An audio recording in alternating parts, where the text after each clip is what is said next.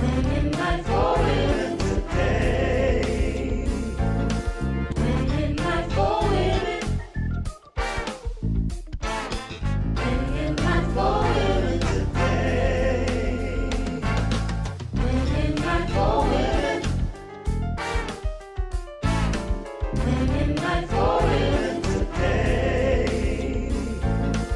Winning my four women. Winning my four women today. Winning my four women. Welcome to Winning in Life for Women. I'm so happy you've joined us. This show is a little bit different because I am being interviewed today, and I am so happy to have interviewing me Mrs. Kenitha McCartney, Shine Light. And I know that a lot of people know who she is, but I'm just excited to have her today. And so I'm going to turn it over to her and let her do whatever she wants to do. She's the host. Okay? Welcome. Thank you. So I know you guys are excited. It's time to turn the table on the doctor. And you guys have sent so many questions. You want to know so much about the doctor. Because, you know, we've been hearing quite a bit about the Dr. Judy Smith. Okay, doctor, you were talking about the power of prayer and how God spoke to you through prayer concerning your daughter. What was your experience, any other experience with prayer? Oh yes, there are many, many, many experiences with prayer. I remembered as well, our daughter came. Mm-hmm. She did come, Mm-hmm. Caitlin. Mm-hmm. And of course, you know, that built my faith, our faith, my husband and I, even more. And so I was comfortable and happy with just having her. Mm-hmm. But my husband did not say to me that he wanted a son. Mm. You know, I was just so excited after waiting for so long. But God spoke to me again, and I was praying, and we were praying. I'm a prayer person anyhow, warrior. And so God spoke to me during one of the prayer times. He said, I want to bless you again. He said, and I want you to plant a $2,100 seed. I was like, okay. You know, I didn't fight that that time because I had seen God work before. And so when my husband came, I said it to him, and we decided to plant the seed. And he walked off from me. I didn't know why. And he was talking to the person at the place where he planted the seed. I did not know that he had asked for a son specifically. And so again, 6 weeks later, I was pregnant. I found out that I was pregnant, and it was with our son, Caleb. And so prayer works. Prayer has, I mean, it works. And so I have so many testimonies about what prayer does. I've been healed in my body because of prayer. I remember being in the hospital. The doctors couldn't tell me what was wrong. And through prayer, I was healed.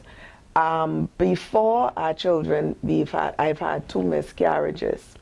And I remember during one of those miscarriage, I was in the hospital, had just had a miscarriage, you know, was feeling a little down, really down.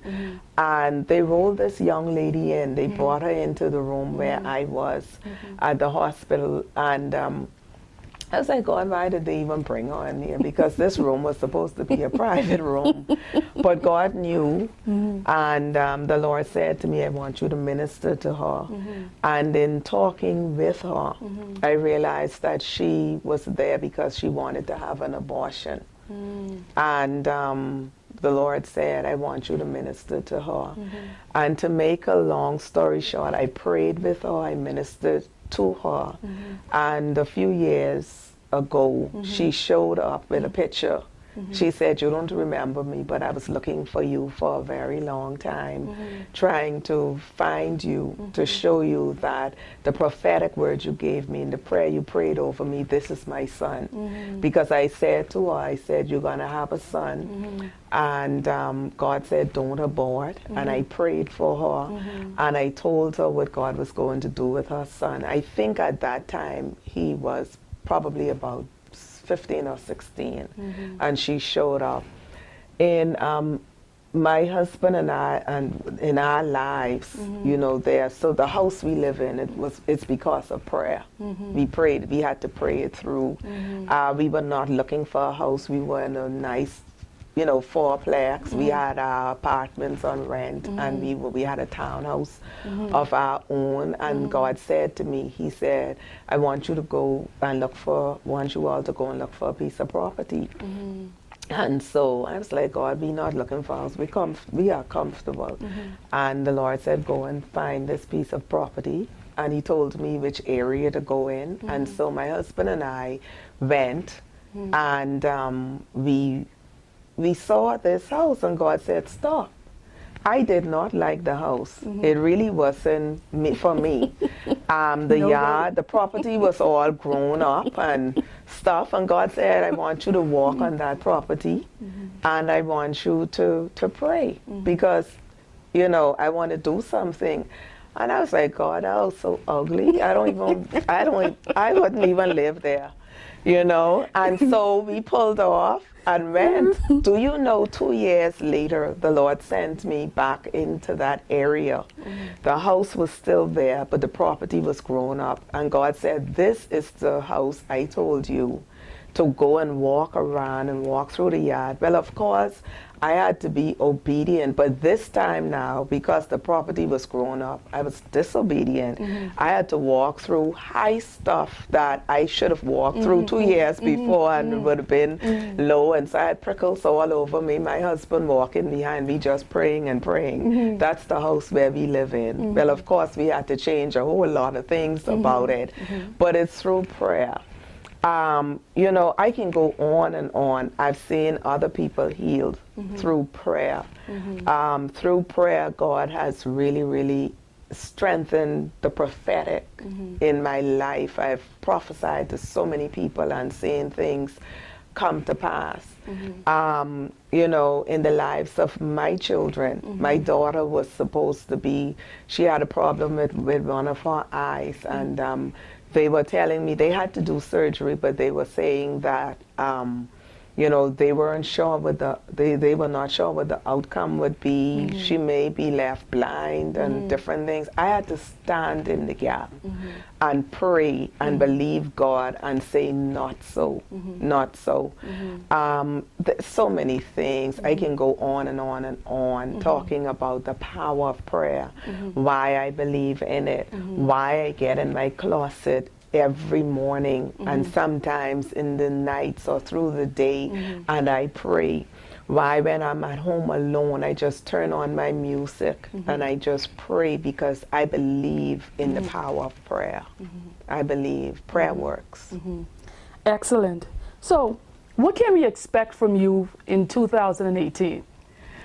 God has really spoken to me. And so in 2018, I am really planning on making an even greater impact on the lives of people generally, but on the lives of women in particular, because I believe that women need to be influenced in an even greater way.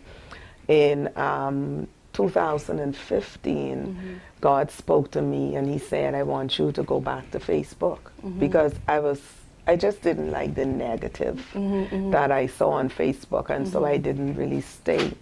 And God said, no, I want you to go back. I want you to go back, and I want you to be a light.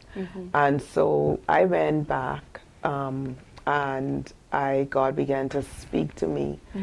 And I look now and I realize that in order to impact, in order to bring about the change that you want to see, you have to be involved. You have to be engaged. And so in 2018, I really want to work more closely, I would say, with women through different programs, through putting off, you know, times of not just coming together to minister from a spiritual standpoint alone, but to train to coach, to help women to know that you can be better. You know, you can be so much better than you are. So they just some of the things that I'd like to, you know, be doing more of in 2018. Excellent. Okay, so we'll take a break and we'll be right back. Introducing 9 powerful, life-transforming book titles by Dr. Judy L. McIntosh Smith. Born to Win, bringing out the champion in you. Exceptional You, refusing to accept a life of average. Revealing the princess within, the must-have growth book for teen girls. Winning in Life for Women, Nuggets for Success. Winning in Life for Women, Prayers for Success. Winning in Life for Women, 100 Winning Principles to Help Women Succeed. Kingdom Divas, Winning Through Intentional and Purposeful Living. Kingdom Divas Workbook, 30 Days to a Life of Success. And the all-new book, Polished and Refined, The Glory on the Other Side of the Furnace.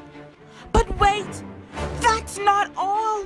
Dr. Judy L. McIntosh Smith has recently co-authored a book with her husband, Apostle Dr. C. Clifford Smith III, called Victorious Marriage, Making Marriage Work, in celebration of their 28th wedding anniversary. Love, loyalty, and commitment. The end. For more information, call 362-1357 or email chantelscci@gmail.com.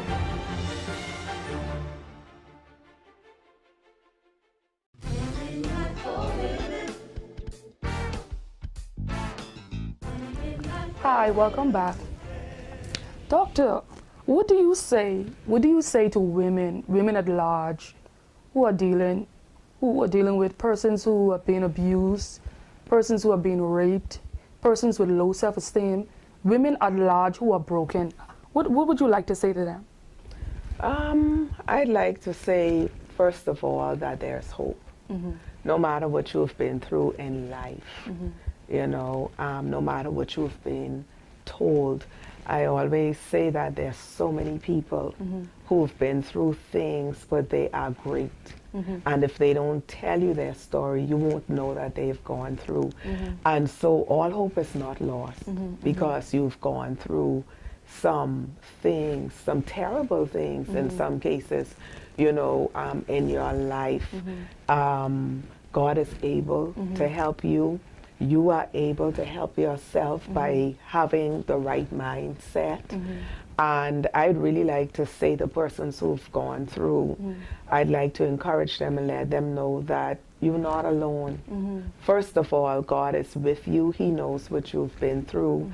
He knows what you may be going through even now for those persons who may be going through some things. And there's always somebody who would help you if you have the mind and the attitude to want to be helped. And so I encourage young people, I encourage women that if you want to be helped, someone is always available to help you.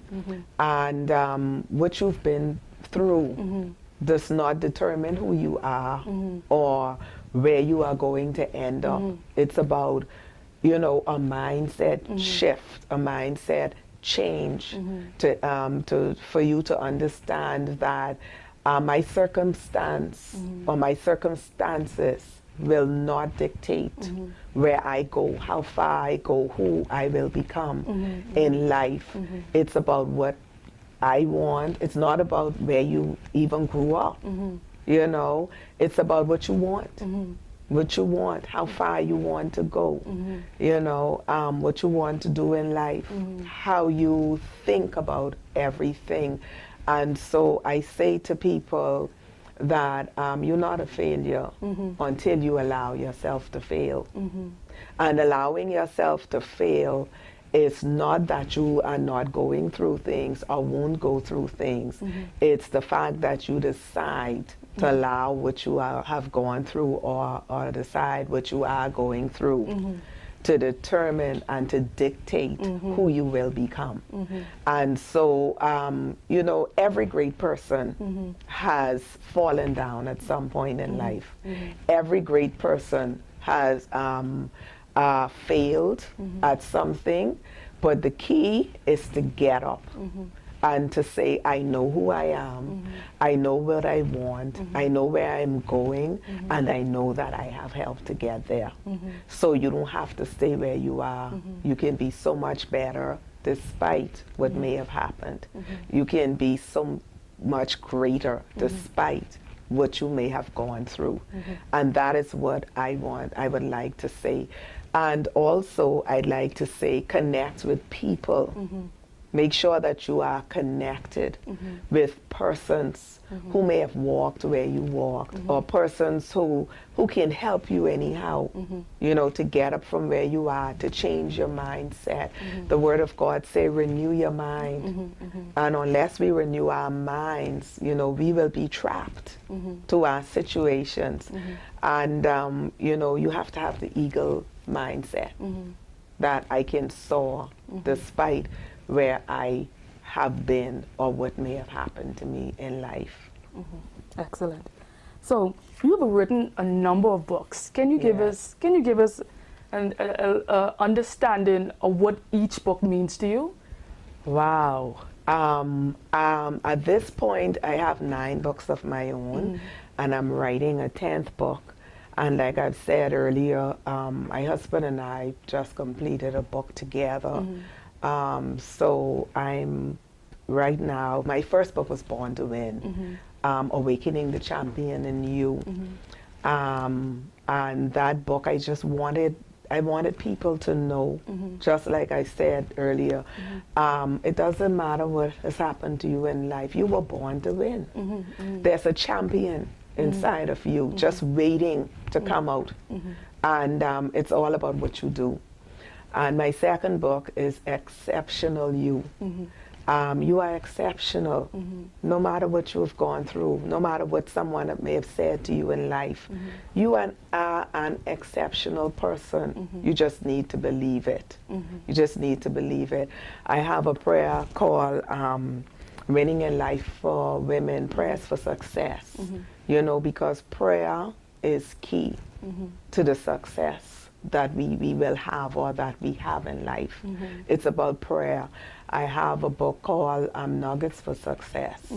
You know, just showing persons how you can be successful no matter where you are now. Success is within reach. I have a book called 100 Principles, you know, to help women to win, to succeed in life. Can you give us one of those principles? Well, those principles, number one is that you have to believe in yourself. You have to believe that you are exceptional. You have to be confident, you know, in who you are and all of that. And then I have Polished and Refined. That's another book that I have. And oh gee, I don't even know if I'm remembering all of them, but Polish and Refine is, you know, many times throughout your life, people may end up in the furnace. They may end up in the storms of life. What are you going to do? How are you going to handle it? What's your attitude while you are in the furnace? Do you believe that you're coming out of this furnace? And if you come out, how are you coming out? Are you coming out looking, you know, like you've been in the furnace, or are you coming out like looking like pure gold, refined, polished, smelling good, not smelling like the fire? And like I've said, my husband and I just wrote a book called Victorious Marriage to help women, to help marriages, you know, to win, help people to win in their marriage.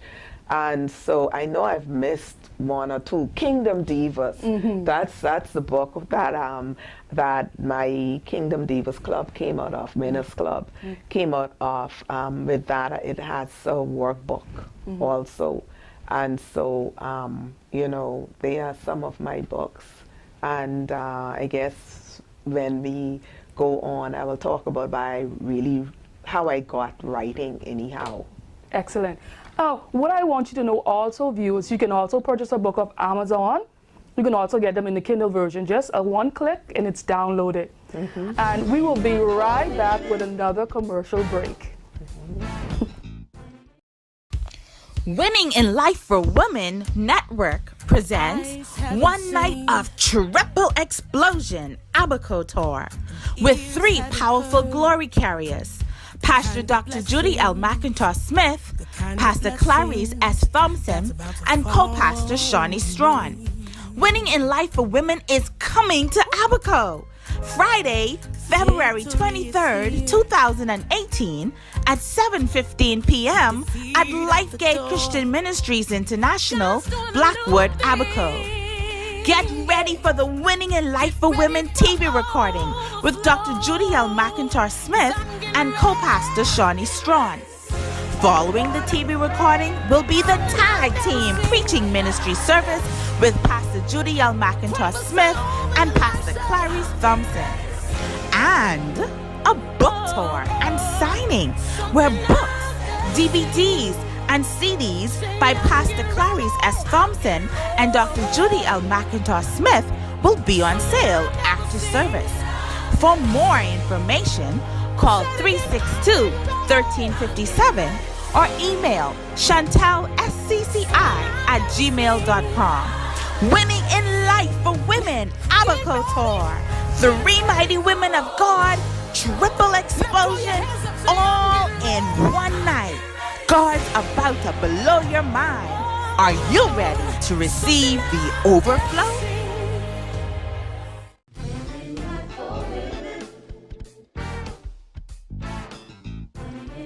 Hi, welcome back. So what we're going to do, we're just going to continue on with her explaining the books and what they mean to her and what you can expect when you purchase that.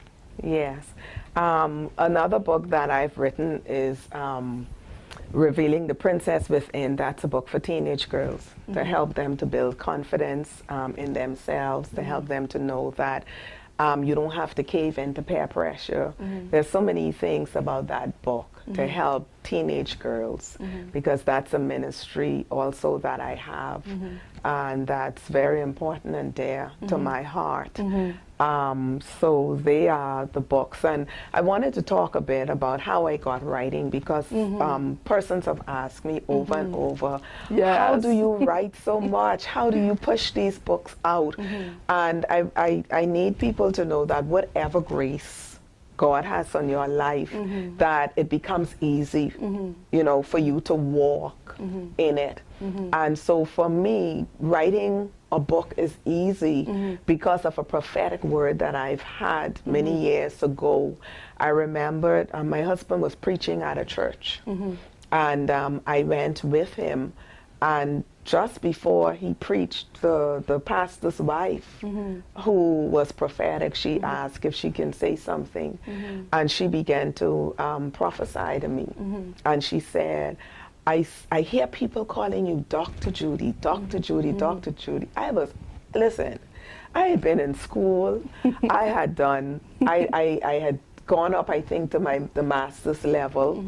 And I was not thinking about going back to school. And I was like, Lord, what is this? And then she said, and I see you just writing books, all these books coming out of you. She said, you are going to write many books. And at the time, I was like, wow, I couldn't see it. I couldn't see it. And so there's a grace on me to write books. And so out of that prophetic word, was years later, you know, that prophetic word came into play. And so I don't just write because this is what I feel like doing, or I'm doing it because somebody else is doing it. It's out of a prophetic word. It's out of a grace that was released on me by God to do. I don't have my PhD because it was something that I just wanted to do because other people are doing it. It was something that was prophesied over me, and I know that there's a reason for it. And so that is why in my life I'm always humbled. I always try to walk in humility, no matter where God takes me and what He has blessed me with, or I try to be humble because I know that what I do is not of myself. It's always through an instruction or out of an instruction from God, or because of a prophetic word that came forth. And you know, in saying that, I'd really like to say to women, you know, be whom God has raised you up to be, whom He has called you to be. Don't try to be somebody else. I think the negative competition, that's negative spirit of competition, comes about because people don't know who they are. They don't know who it is God has called them to be, you know, and so they don't function in what it is they are supposed to be. They want what someone else has. They want to be doing what somebody else is doing. And a lot of times the grace is not on them for it. And so they become frustrated and they become jealous and they become a nuisance to the person or persons whom the grace is upon to do what God has called them to do. And I really want to, I really do have a concern for women. Just being on social media, I see so much. The jealousy, you know, the negative speaking, the attacks, I think they call it throwing shades on Facebook, and all of the negativity, you know, when you can be making such a positive impact on the lives of other persons, and you will be amazed. You know, someone connected with me because they saw what I was doing earlier this year. And I'm realizing that it doesn't matter what people's names are. It doesn't matter what they are doing. You have people, they can have degrees, but they can be very negative. And that particular female, every time we got together, she was speaking negatively about somebody.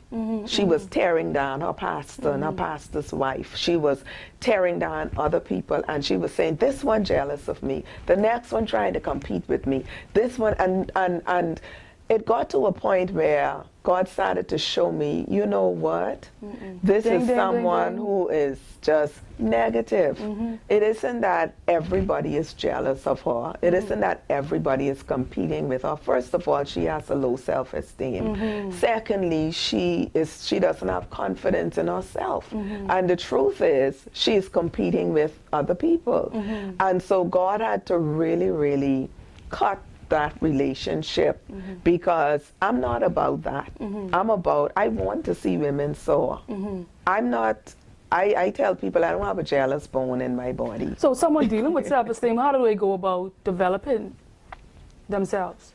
Well, first of all, they have to understand, they have to really see the value in themselves. They can get help from other persons with that. They can get it through reading. But the whole point is they have to understand that, hey, there is a problem. There is a problem, and I need help. And they have to get the help, you know, that they need, so that they can be whole. Because usually when you see somebody is acting like that, they will think that they are great.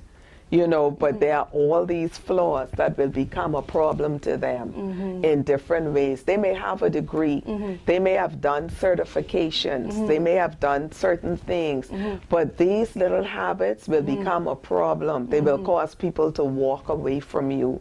They will cause you to behave in ways that you really shouldn't behave. They will cause you, rather than helping people and impacting lives, they will cause, you know, you to really create frictions, you know, destroy relationships, because when you behave like that and you whisper and you're tearing down other people, if I come to you and I'm talking negatively about somebody, that means I want you to see that person in a negative light. Yes. You see, and so we have to be careful. That's a concern I have. I see with women, and the truth is, we should be networking to impact lives. Yes. Excellent, excellent. So our interview is completed. Thank you again. This is Winning Life with Dr. Judy McIntosh Smith. Thank you so much for joining us. See you next time. Winning life for women.